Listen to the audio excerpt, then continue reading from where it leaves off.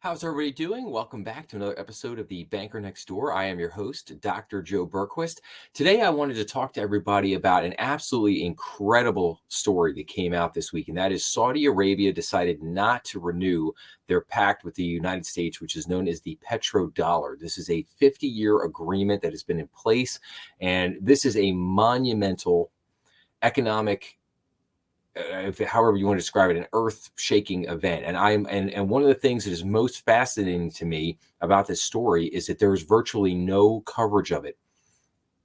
This should be the largest story in the media right now. And from an economic perspective, this should be the largest story in the media right now. And there is nothing out there. And I was shocked to go out and basically say that, like, go to kind of standard sites, Wall Street Journal, CNBC. Reuters had an article that was basically like, oh, well, the petrodollar endangering the US dollar's world supremacy is fake news. I mean, it's like I was kind of dumbfounded that some of the articles that I did find were basically just downplaying the whole thing, saying that this doesn't really matter, it's not a big deal, whatever. This is an enormous deal, an enormous deal. This is huge. Now, what I will say is, like, does this mean, is this like the death knell to the US dollar as the global reserve currency? No, it's not. However, does this move us dramatically in the direction of the end of the US dollar as the world reserve currency? Yes, absolutely. This is a huge step toward that. And again, this is the BRICS nations. I will put probably, I don't know, 7 or 8 months ago, I did an episode on BRICS and like what that is, just breaking it down, the countries involved, like what they're doing. I will put a link to that episode in the description below if you want to go check that out, just to learn a little bit more about BRICS. But this is another step on the part of the BRICS nations moving toward breaking away the hegemony of the US dollar as the dominant world reserve currency. Does this change everything overnight? No, it does not. But let's take a look real quick. This is one article I did find. This is from the Mises Institute. So this is from Austrian economics. So basically it says, and this is, Saudi Arabia drifts away from Washington and the dollar. So earlier this week, those of us who follow news about the US dollar's global status noticed numerous claims that the US-Saudi petrodollar agreement had expired and that the Saudis would now sell oil for many currencies other than dollars. Some versions of the story even claim that the Chinese yuan would replace the dollar. The reports appear to have been originated either in India or in publications that cater to crypto investors. Fervor over the story was large enough that economist Paul Donovan at UBS felt the need to clarify that there have not actually been any big new developments in Saudi-US currency relations. It now seems clear that these reports of an alleged formal petrodollar contract did indeed get several key facts wrong. First of all, the Saudis' turn toward embracing currencies other than the dollars is not new. Moreover, there is no known formal treaty or contract between the U.S. and Saudi Arabia, least of all one with an expiration date. One could reasonably argue, however, that these reports of the decline of the petrodollar are only wrong in their particulars. The reports do reflect a real-world trend, however, and that's likely why the stories about the end of petrodollar may seem plausible to many. The Kingdom of Saudi Arabia has been increasingly moving further away from the U.S. orbit in recent years, and this is reflected in an increased willingness to settle oil deals in non-dollar currencies. There are also other indications that the Saudis are more willing to embrace Washington's adversaries, such as China and Iran and Russia, in spite of Washington's objections. While short-run changes may seem minor, the current trend in U.S.-Saudi relations points to an overall and significant decline in U.S. global influence. So what is the petrodollar? So the petrodollar deal that is under threat, it's an informal deal dating from 1974 between the United States and Saudi Arabia, under which the Saudis agreed to sell oil only for dollars. The deal also stipulates that the Saudis will invest their excess dollars in U.S. treasuries. So why does this deal exist? From the American perspective, the deal helps to prop up the U.S. dollar. It is not a coincidence that the deal dates from the early 1970s in the wake of the 1971 Nixon shock and the closing of the gold window. That's when Nixon took us off the gold standard. Moreover, the deal maintains a ready market for ever-growing amounts of U.S. treasuries as federal deficit spending continually grow. You know, when the Americans conceived of the petrodollar agreement, the Kingdom of Saudi Arabia was the largest oil-producing country, and a dollars-only trade ensured continued prestige for the dollar. For the Saudis, this close relationship brings certain implied security guarantees from Washington. That is, the Saudi regime knows that so long as it remains an important component of dollar policy, the U.S. will intervene militarily if necessary to ensure the continued existence of the Saudi state. But now we have like new threats to the petrodollar over time. However, geopolitical realities evolve, and Saudi's willingness to engage in non-dollar oil trades finally became a publicly stated policy of the KSA regime in January of 2023.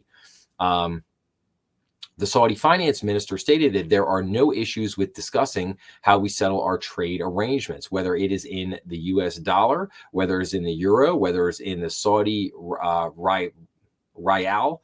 At the time, this was indeed a new development. It was the end of a multi-year period during which there was persistent rumors that the Saudis would move away from the dollar. In 2019, for example, Arab News reported that Riyadh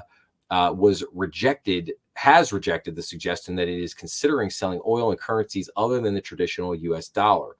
And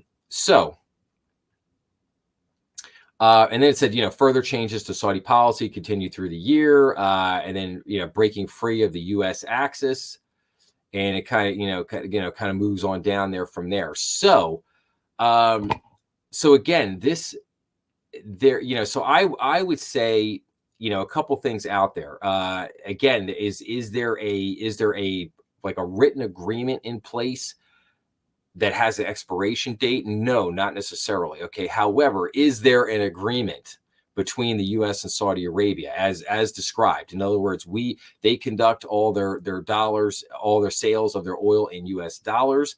That's kind of a, you scratch my back, I scratch yours type of arrangement that has been going on for the last 50 years? Yes, absolutely. Have the Saudis in recent years basically said, yeah, they're willing to move away from the US dollar and they're willing to embrace working with China, Iran, and Russia in the BRICS to basically move away from the US dollar? Yes, absolutely. So this is a major story.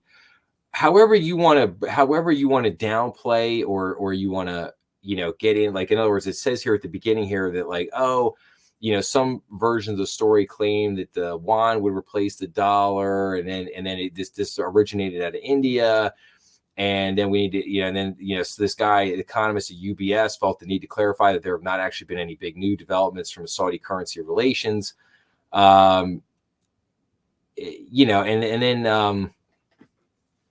So, moreover, there is no, formal treaty or contract between the U.S. Yes, yeah, okay, yeah. There, like I said, there's truth to both sides of this argument, but I think the bigger reality here is that, the inflation. See, I think what people have to understand is that yes, inflation here in the U.S. has gone up, and now it's come back down. But we also export inflation. We export inflation through the dollar to the rest of the world. And the rest of the world has gotten absolutely pummeled with the inflation that we have, exported to them. And that's why you've got all these BRICS nations. As part of the reason, I shouldn't say that's not the total reason. It's part of the reason why these BRICS nations have said, you know what, we need to move away from the dollar. We need to get away from the dollar. We need to have other options, whether it's through the yuan, whether it's through the euro, whether it's through some type of new currency created by the BRICS countries. But this is the mission. This is what they're trying to do. They're basically saying, hey, the United States has totally mismanaged their money. The debt is going through their debt is going through the roof. They're spending like drunken sailors with no end in sight. They're exporting their inflation to us, and it's killing us. It's killing our economies. And and basically we're not gonna put up with this anymore. But again, you're not hearing that story right now because from a geopolitical standpoint, it's bad news. And like I said, I think it's I think it's terrible that this is not being reported and it's not being discussed on, a lot of your major news networks right now. So again, I think just to wrap up here, I will basically say that, like, yes, this is a huge story. We need to keep an eye on it. Does this mean the death of the US dollar to today, tomorrow? No, it does not. Absolutely not. But does this move us quicker down the path toward the end of the US dollar as the dominant reserve currency? Yes. Yes, no doubt. I mean, this is a big step. I mean, I think that obviously the presidential election is gonna weigh very heavy on how this does or does not continue into the future.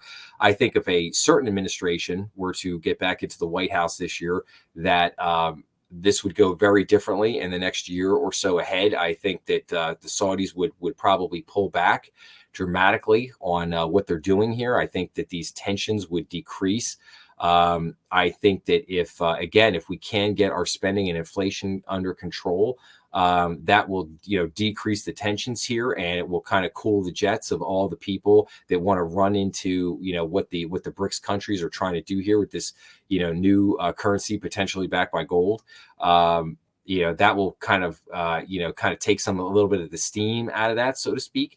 So, but we'll see what happens. We'll see what happens. But I think more importantly is that I just want people to be aware of this, and I want to continue to monitor the story as it moves forward and as it unfolds. So, okay. And then finally, I just want to wish everybody a happy Father's Day today. I hope everyone has a great weekend celebrating with your family. And with that, I will say basically, if you like this video, please make sure to like, share, and subscribe. That always helps the channel. Please check us out on YouTube, Rumble, and all the major podcast platforms. Please leave your comments down below, and I will see everybody again real soon. Thanks a lot.